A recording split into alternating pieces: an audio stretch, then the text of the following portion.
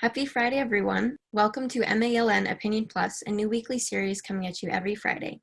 This is a space for our opinions where we talk about current events and questions the Latino community are curious to know. Today, we are joined by Martin Suuberg, Commissioner of the Massachusetts Department of Environmental Protection. Commissioner Suuberg was appointed in January 2015. Prior to his current position, he served as Undersecretary for Environmental Affairs in the Executive Office of Energy and Environmental Affairs. Welcome, Commissioner Suuberg, and thank you for joining us today. Thank you for having me. It's a pleasure. I'm excited for our conversation. So just a few weeks ago, the department reported that there was a total of 3 unhealthy ozone days during this year's ozone monitoring season, making it the least number of unhealthy air days since monitoring began in the 70s. The monitoring season runs from March to September, and all 3 days took place in late July. First off, could you explain how the department determines an unhealthy ozone day and what measurements are used here? Right. We did report that most recent information, and it is a sign of progress, but I would stress that there's still more work to do when it comes to air quality, and I'm sure we'll talk about that in a moment. We monitor the air at a number of stations around the state. We're trying to get a good representation of air quality across the state. There are over 16 monitors that record ozone. We're talking about adding additional monitors as well. And based on the federal parameters that are set for ozone, we measure, and you can have days where if it's above a certain level, people are familiar with the 70 parts per billion measurement that the federal rules use. Those are recorded as exceedance days. And so we are tracking air quality around the year, every day. Typically, not surprisingly, summertime is where we tend to see more of the ozone events because of the heat layer trapping the unhealthy air closer to the ground. And again, as I noted, 3 days was 2020. That's progress. But this monitoring program is part of an ongoing effort to not only measure, but also continue to work on sources of pollution, both in-state and out-of-state, to make sure we're continuing to make progress. Right, thank you. And so what might be some of the likely reasons for this record-breaking number of healthy ozone days? Well, I think there are things going on. I think Massachusetts and other states in the Northeast and the Mid-Atlantic are making real efforts to try to reduce the sources of ozone. We can think of a number of areas. The electric power sector, automobiles and transportation is a large contributor to ground level ozone. I think the efforts to make sure that we are using energy more efficiently and therefore less by energy efficiency is in Massachusetts as well as our neighboring states is one effort. The regional work and the in-state, we're working to reduce emissions from power plants and get more of our energy from clean energy sources is another source. The work we're trying to do to reduce emissions from the transportation sector. Massachusetts is one state that is joined California. There are about 13 or 14 other states that follow the California rules for automobiles and reducing emissions from automobiles, which is a major source of ozone as well as greenhouse gas emissions as well. I'd say it's progress in all of those areas, and it's things we need to continue to work on if we're going to continue to even make more progress and reduce ground level ozone as well as other pollutants. Right, that's amazing. So does it seem likely, making predictions right now, we're not sure what could happen, but does it seem likely this trend of healthier air levels could continue for next year's monitoring season or in general? We're hopeful, but again, we need to keep doing our work.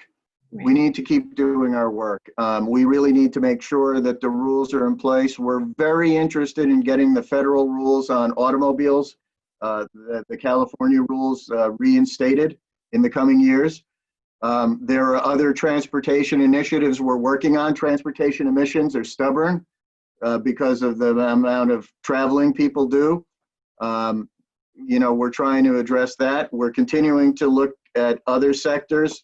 How can we reduce the amount of energy we need to use, as well as making sure that the energy we do use is from cleaner sources. So we hopefully are going in a good trend. In 2019, I think we had 5 days. In 2020, we had 3 days. But again, it's only as good as the work we and our neighbors continue to do. Right. Thank you. And so we're talking all about the importance of air quality right now, and I'm wondering if you could explain for our audience and myself, what are the major benefits for residents of having good air quality and fewer unhealthy air days? Well, yeah, it's really, really important. Ozone and particulates are really are important areas of focus to us. We know that higher levels of ozone and particulates, the types of emissions you see related to them, generally translate. They can translate into health impacts like asthma, or respiratory disease, or cardiac disease. And communities that are struggling with those issues, this is one of the ways we can help. And this is why we need to continue to do work. We know that there have been a number of studies, recently in light of COVID, that have suggested that communities that have higher incidence of asthma and higher incidence of respiratory disease have been particularly hard hit by COVID. So while it's important that people are dealing with COVID, it also underscores the need for agencies like mine to continue to work on air quality improvements, so that those communities are starting to see or continuing to see reductions and seeing even greater reductions going forward. Right. Thank you for that good explanation. Very in depth. So you basically led to my next question, which was talking about continuing our conversation about air quality relating to the pandemic, but specifically on how people of color have been impacted. And so throughout this series, I've had the opportunity to talk about how people of color are being at a higher risk of contracting COVID, but we haven't had the opportunity to discuss the role air pollution plays.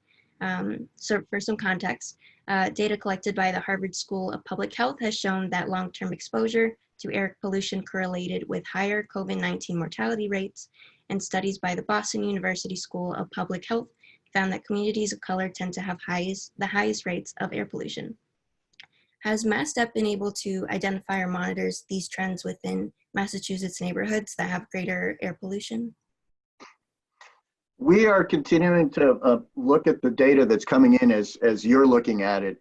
And again, it does correlate with the work that we do with our partners in the Department of Public Health and what we know about these forms of pollution. Those communities of color, overburdened communities that have particularly high impacts, either as a result of transportation or other types of emissions, are seeing higher rates of asthma and higher rates of respiratory illness. And again, we've been looking at the work that's been done recently that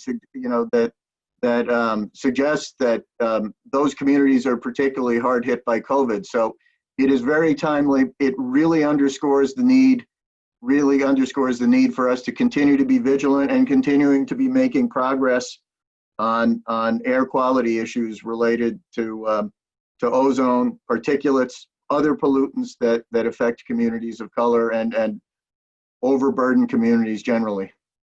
Right. And my next question, you kind of touched on this earlier, I believe. I was hoping you could explain why or how air pollution relates to the coronavirus. Why are we seeing this impact? Well, I'm not a medical expert, but generally speaking, as we've understood the disease, because COVID in so many ways appears to be attacking the respiratory system, people that are already experiencing illness as a result of asthma or other respiratory illnesses appear to be particularly vulnerable, and that's what makes this work so important, and these results so meaningful. Because people are suffering with other illnesses, it appears that COVID is hitting them particularly hard, and it underscores all the more reason why we need to keep focusing on healthy air in communities. Right. For those residents living in poorer air quality, is there anything they can do for themselves to care for themselves or protect themselves from the impacts of this lower air quality? Well, I think there are a number of things we're going to need to keep working on, and I think working on together, it is going to be important. Right. Things we can do to eliminate emissions from fossil fuel types of facilities are going to be helpful. So again, the more energy we can get from clean sources, whether in-state or out of state, is going to help our emissions profile. Transportation is really, really a big area that we're spending time addressing. How can we promote alternatives, cleaner alternatives to transportation, whether that's additional public transportation, whether that's alternative vehicles? As you know, our agency spends a lot of time, using funds like from the recent Volkswagen settlement to fund clean vehicles, clean mass transit vehicles in certain communities. We're hoping that we're going to be able to see more options that are usable for not only individual drivers, but for public transportation entities to provide cleaner sources of transportation. It also applies to other parts of the economy. We have fleets of vehicles moving. You think of shipping companies and other companies. How can we make the overall, how can we improve emissions in the short term through better vehicle emission standards, in the long term or in the medium to longer term by supporting transition to alternative fuel vehicles? This is something we're spending a lot of time on, and it is something that we're going to need to keep talking to communities about, particularly the communities that have experienced the greatest burden of these issues. One of the areas, it's a program that we've been working and working a lot with other states on. Transportation. Transportation is a twofold issue. It's not only air pollution, it's also greenhouse gas emissions. Transportation represents 40%, over 40% of Massachusetts' greenhouse gas emissions, which contributes to our climate change problems. And we're not unique in this. States all around us have similar profiles, and it reflects the use of motor vehicles. So we're looking at programs that will help us cap those emissions and also generate a revenue stream that will pay for cleaner alternatives, and alternatives that hopefully will most immediately and specifically benefit overburdened communities that are suffering with the problems of pollution, even as we tackle climate change. Right. It's great to hear all of these actions that your department is taking, and just to get an insight of the operations behind these results that we're clearly seeing, and hopefully they continue. I want to thank you so much for talking with us, Commissioner Suuberg, and for being our guest on MALN Opinion Plus. Thank you for having me. It was a pleasure. I hope you take care. Thank you. You too. Thank you. So everyone, please tune in next week for another episode. Follow us on Twitter at MA Latino News and at Instagram at MA_Latino News. I'm Belen Dumont with MALN Opinion Plus. See you all next time.